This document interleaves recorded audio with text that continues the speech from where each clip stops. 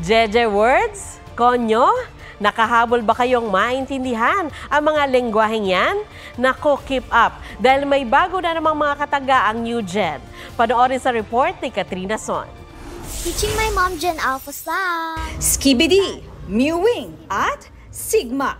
Teka, walang alien invasion ha?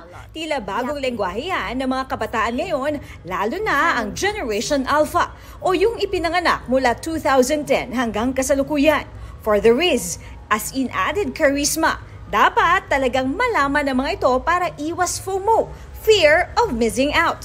Si Jen De Leon na isipang gawa ng video ang mga salitang ginagamit ng 9 na taong gulang na anak at ang katumbas na meaning. Bad, skibidi, best of the best, Sigma, talking a lot, yapping, winning, big W, lose, big L, did well, 8. Parang hindi ko sila naiintindihan. Sabi ko, parang iba yung mga words na ginagamit. Sinikap daw niyang pag-aralan ng mga salita. Nakikisali ako sa games nila or minsan nakikinood ako sa mga pinapanood nila. Happy and fun. Fun. Why? Because now she's trying to learn our language and it's also funny the way she says it. Pero NGL, no cap daw. O not gonna lie, not joking. Pati si Mommy Jenny, minsay, nalilito na rin, FR.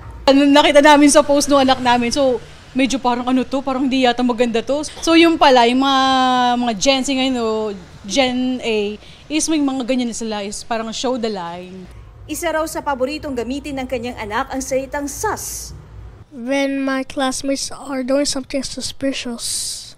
Marami nga mga bagong salita ngayon ang ginagamit ng mga kabataan na karaniwan na hihirapang intindihin ng mga nakakatanda. Ang mga bagong salitang ito tinatawag na socialect. Hindi lang din daw ito nangyayari sa Pilipinas, kundi maging sa ibang bansa. Katrina Son, nagbabalita para sa GMA Integrated News. Huwag magpahuli sa mga balitang dapat ninyong malaman. Mag-subscribe sa GMA Integrated News sa YouTube. Sa mga kapuso abroad, subaybayan nyo kami sa GMA Pinoy TV at sa www.gmanews.tv.